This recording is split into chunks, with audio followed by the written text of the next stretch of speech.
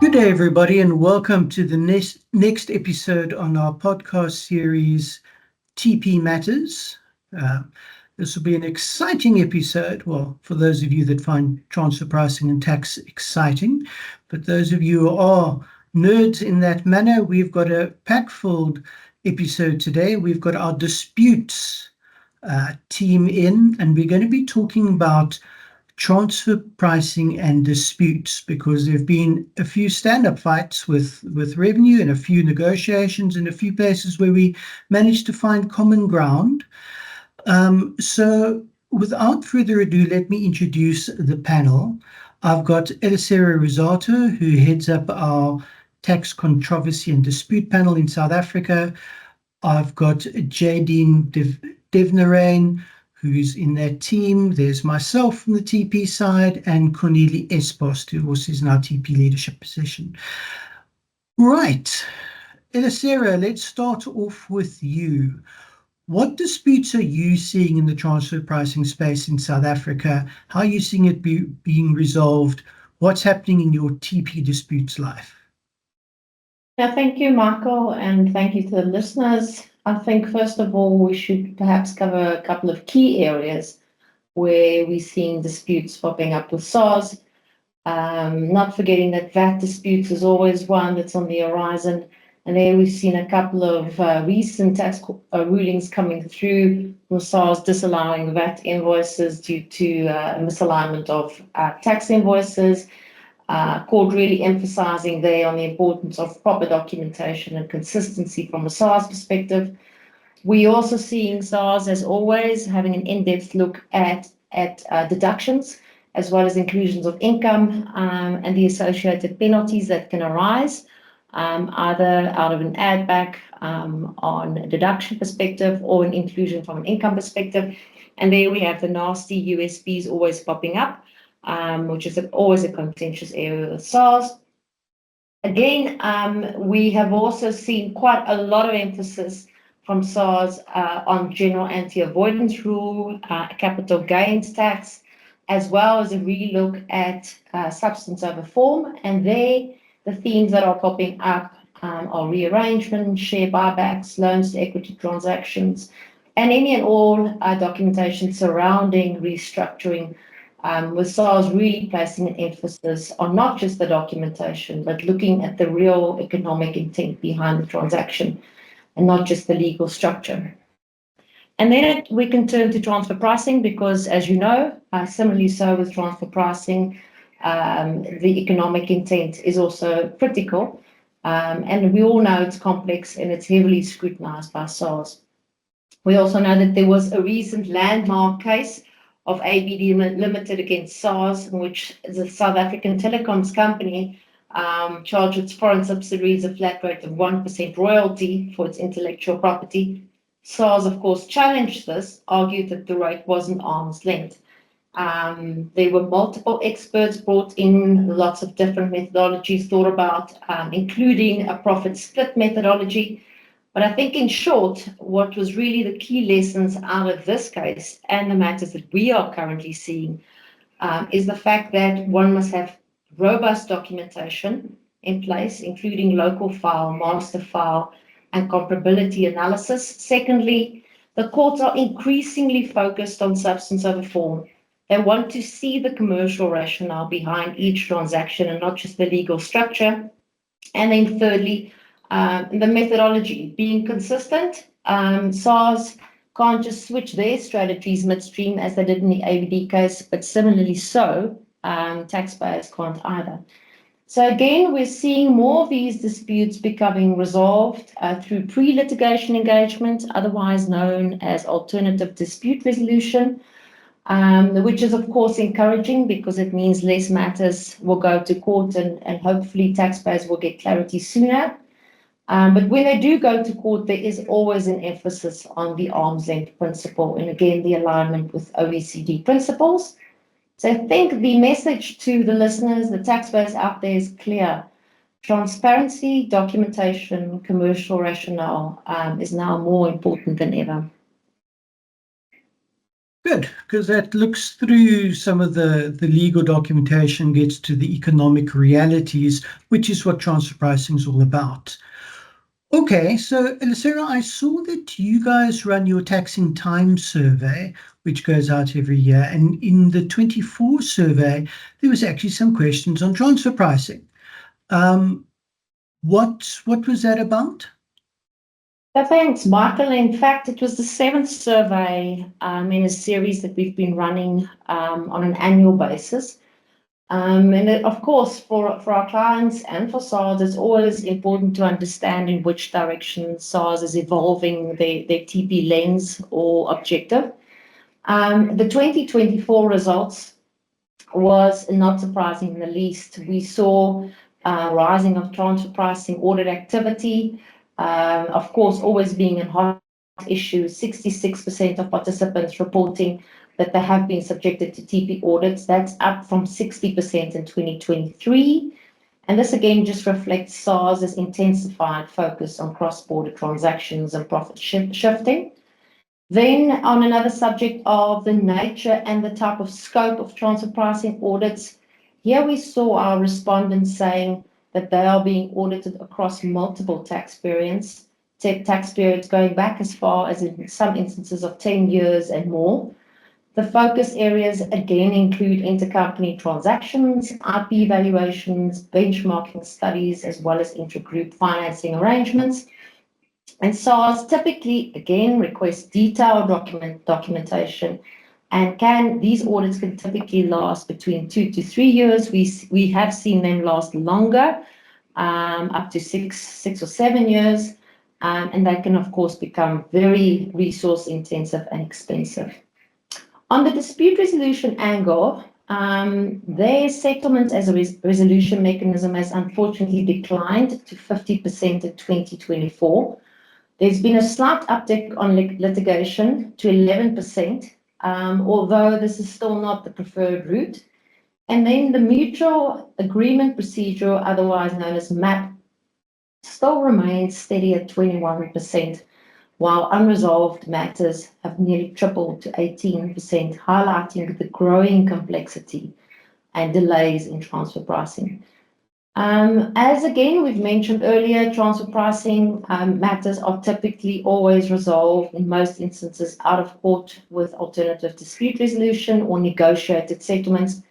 And of course, we hope for more of those to come through to unclog the system.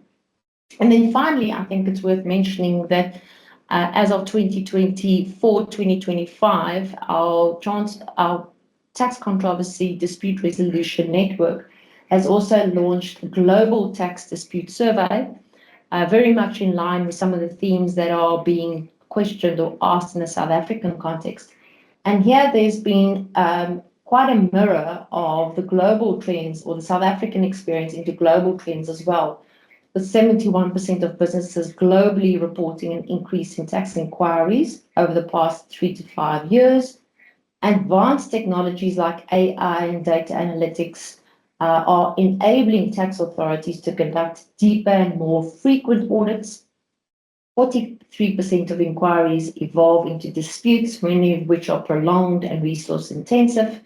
And then Pillar 2, with a global minimum tax kicking into place, is expected to again also increase compliance burdens and trigger more disputes. So businesses are exploring more AI tools to manage these growing volumes and complexity of tax inquiries. Thanks, Sarah. Okay, let's move on to someone else's voice. Jadine, talk to me a little bit about some of the practical aspects for taxpayers to bear in mind when they're dealing with these TP disputes. Thanks, Michael, and good day to everybody. So I think from a practical perspective, there are effectively 4 aspects that I wanted to touch on today. So the first one is with regards to the process. I think practically it's important for taxpayers to understand where in the process SARS is from an information gathering perspective or from an audit perspective. So taxpayers need to be vigilant of which process they're in, because taxpayer rights and timelines differ depending on the process. Now, from a TP perspective, what we see in practice is that it is not unusual for SARS to issue more than one request for relevant material or relevant information. And I've seen instances where SARS has issued up to 5 requests for relevant material. And here, look, I mean, I think when the first request for relevant material comes by, I'm sure taxpayers are tempted to just answer the request for relevant material in a simplistic manner and not necessarily get advisors in at that stage. But I think practically considering that TP matters are quite complex and hardly ever end up being simple, it is important to get the relevant advisors in upfront. And it's also important to maintain consistency when asking or when answering the questions that SARS has raised, so that there's a consistency, number one, and credibility maintained, number two, on the part of taxpayers. Now, the second one I'd like to touch on is prescription dates. So here, it's not uncommon in transfer pricing matters to see the extension of prescription agreements come through from SARS, and taxpayers need to really go through these prescription agreements carefully and check what aspect of prescription is applying, to the matter. And here as well, taxpayers must bear in mind that there's an interaction. So between a request for an extension to provide information as well as prescription. So what do I mean by that? Effectively, if a taxpayer requests an extension from SARS to submit relevant material, then SARS can effectively enter into an agreement with the taxpayer to extend prescription, by the corresponding time period requested by the taxpayer. The third aspect relates to timeframes. I think practically taxpayers need to be vigilant in respect of timeframes and also remind SARS of their timeframes. I suppose it is arguable whether SARS does adhere to timeframes and can adhere to timeframes in TP matters given the complexities.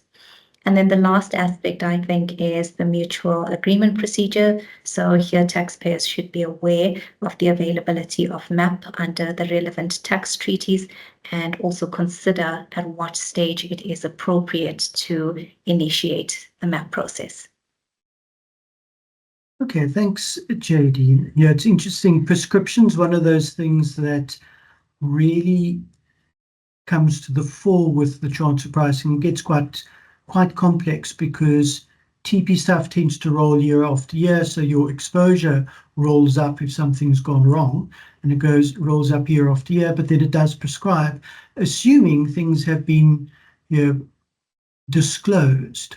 So it's interesting when you draft your transfer pricing documentation, also bear in mind prescription for use down the line. Right, so we see it a little less than we used to, but you still get SARS wanting to come out to premises, and the clients then get quite stressed having SARS running around their buildings. JD, what do you suggest to clients when they have SARS loose in their park? Well, I mean, I think this is an interesting question. It's a good question. I think there definitely is anxiety on the part of taxpayers, and I think it stems from, just uncertainty around the process, maybe the fear of making mistakes and concerns about potential implications for their business, which I suppose it's understandable, but I think it's important to bear in mind that there is a process that is followed. So the request for interview is a letter that will be sent by SARS in terms of Section 48 of the Tax Administration Act, and it sets out the basis and the scope of the audit. There's details with regards to the time, the place of the interview, as well as who from SARS will be attending the interview. So it's well within the taxpayer's rights to respond to SARS, to clarify certain aspects relating to the subject matter of the interview. Taxpayers can request that their advisors or a counsel is present at their interview. We've also had many instances where taxpayers ask for the interviews to rather take place at the advisor's premises rather than at the taxpayer's premises. And it's also perfectly acceptable for the taxpayer to exchange with SARS an meeting agenda beforehand. And I think just for advisors, this is where we can actually play a key role. I think, this is where we must prepare taxpayers' representatives to engage in a professional dialogue with SARS so that they are setting out a clear explanation, of actual functions that are performed, the assets that are used, as well as the risks that are assumed by the local entity in relation to the group. And then, of course, preparation sessions become exceptionally important with the key individuals because it helps them to understand the types of questions that SARS may ask, and this builds confidence and it makes for a collaborative discussion, a transparent discussion, as well as a meaningful discussion with SARS. Okay, so when to stretch the analogy to breaking point, when the SARS lion roars, we can bring in a gang ranger to keep them in check and make sure they pay by the rules, and that's your guys' role. Absolutely. So what are the best practices in terms of TP disputes? So you've got this fight going on with SARS, and we're seeing more and more of those disputes. What is the best practice to approach that? So, Elisera touched on it earlier on, and that is firstly to ensure that all documents are retained, in a methodical manner. We do see in practice when SARS comes along asking for information, taxpayers, scurry around trying to find the information, and that can all be avoided if taxpayers are proactive and they maintain the relevant documentations. Some advisors like to call this being audit file ready, and that is just maintaining the appropriate information. And that's proactivity on the part of taxpayers, right? Because if taxpayers are adopting a certain position, then they should have the relevant and robust evidence to support that position that they are adopting. From a compliance perspective, I think it's exceptionally important for all local files and tax compliance to be up to date.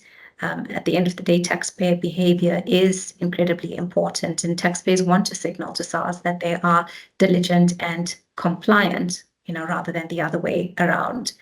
I think interactions with SARS from a best practice perspective is that those interactions should actually be documented. Realistically, people leave the organization, memories fade. Sometimes, I've had an instance where there's been a change in SARS auditors halfway through the matter.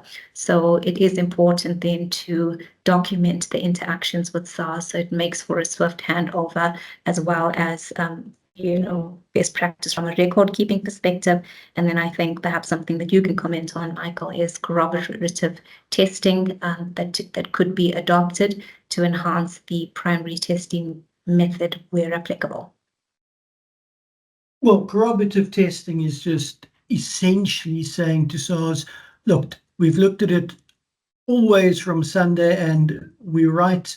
You can look at it in one manner and it gives you the answer. You can look at it in another manner and it gives you the same answer, hopefully. So it's always a good, I often refer to a sanity check. You do a different test just to see, does the answer you're getting to with test one bear out in test two? And if so, then you're probably on a good wicket.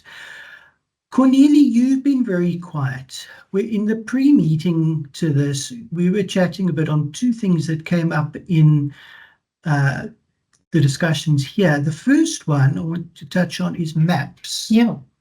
Thank you, Michael. So on maps, we've seen some success with maps in South Africa. So it's definitely a very good avenue to consider. And to the point that was made earlier is to say, when do you commence your map, etc., and make sure that because remember that there are time frames in terms of the double tax agreements within which those mutual agreement procedure applications need to be submitted. So it's definitely a good tool, and we've had some positive experiences around that. The other aspect that I did also want to touch on is obviously for this discussion up to now, our focus very much has been on South Africa and disputes with SARS. But the other thing that I'm seeing more and more of is actually also disputes coming up from our neighboring revenue authorities. And a number of the themes that we mentioned during the discussion earlier today are also coming through in these disputes. So one of them, big disputes on benchmarking, also trying to do functional analysis interviews, trying to understand what is the economic reality apart from what's written in the documents, and quite a lot of heavy focus from some of the countries which historically may not have been as actively involved in transfer pricing. So I'm currently actively seeing disputes in Botswana, I'm seeing disputes in Lesotho, I'm seeing disputes in Namibia. One of the things that we're also seeing here, which we haven't touched on yet, is also revenue authorities liaising with their counterparts overseas. So in transfer pricing, there's always at least two sides to a transaction. You've usually got an overseas party, and then the revenue authorities going to that overseas party's revenue authority to get information on the foreign tested party directly from that revenue authority, as opposed to asking that from your in-country taxpayer. So that's some of the trends we've seen definitely in sort of wider than Southern Africa. So I think the long and short message that I want to convey is, whilst historically we've seen a fair level of audit activity coming out of SA, it is now also becoming really important to do the same things that we're talking about here for your African subsidiaries as well, because we're seeing increasing audits coming up in those countries with broadly the same themes. Okay, and the interesting point for the audience is obviously the conversion of MAP and disputes, because the whole idea with transfer pricing, if you've got a double tax agreement, is you're not meant to be double taxed. So if you're adjusting the price that, say, South Africa pays Botswana, and you're paying more to Botswana because BERS is attacking you there, well, then you should have a bigger deduction in South Africa. So it should all, if your tax rates in the countries are more or less equal, it should all come out in the wash. It's not paying more tax, it's choosing, well, not choosing, but it's being told where to pay the tax. So obviously then it's a fight between the two revenues to see who's going to go after your hard-earned profit, which is now going to tax. Sometimes you as the taxpayer don't really care. You just don't want to pay too much. If you're paying it to revenue A or revenue B, that's their problem. That's the theory. In practice, getting those maps through, and that is a lot of work, but I'm very pleased to see you've been having some success in that. Yeah. Okay, so we're probably close to running out of time here. Is there any sort of final wrap-up thoughts from anybody? In this area, Michael, I think the key takeaway listening to all of us in the discussions are that transfer pricing, I think we'll all agree, is a thorny subject. It's one where one needs to think clearly around your policy, your strategy, your functions, assets, risks, in-country, arm's length transactions, making sure that you, as Jadine says, are audit file ready, thinking around what you put in your return, thinking around once you submit it, that you will probably get questioned around it via verification and audit. These things can take long. They can be complex. People get fatigue, and they can be costly.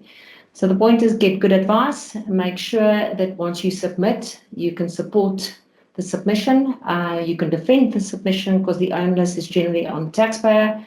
Think about prescription, think about MAP, but also think around making sure that you properly consider all of the aspects when dealing with revenue authorities. Not an easy task to do, and definitely becoming more complex as revenue authorities are becoming more tech savvy, AI driven, machine learning driven. with more information and third-party information at their disposal. So definitely something taxpayers should be on the lookout for, and to get the proper advice as they prepare for submission. Yes. And we'll unpack more of this as part of our masterclass that's upcoming within the next while. So if you want more information on the aspects that we discussed earlier today, we'll discuss that in our masterclass and give some more background and input as part of that session. Great plug, Cornelia. I've forgotten to mention that, so thank you. Yeah, we're going to be doing our regular masterclass series in-person sort of discussions. They're normally about 2 hours or so. So it's unpacking this in a lot more detail with a lot more practical war stories. And the last thing just before we head off is an ounce of prevention is better than a pound of cure, or whatever the saying is. The time to get your TP right isn't when you're in the dispute with SARS. It's before you've done the transaction, when you're doing your policy, not even your local file, but your policy. What is the recipe? What transfer pricing should you be implementing? So think before you start doing the commercial transactions. Get your TP right from the beginning, and you'll save yourself a lot of pain and suffering later. Okay, that's it. Thanks, everybody. Rights reserved. PwC refers to the South African member firm or one of its subsidiaries or affiliates, and may sometimes refer to the PwC network. Each member firm is a separate legal entity. Please see www.pwc.com/structure for further details. This podcast is for general information purposes and should not be used as a substitute for consultation with professional advisors.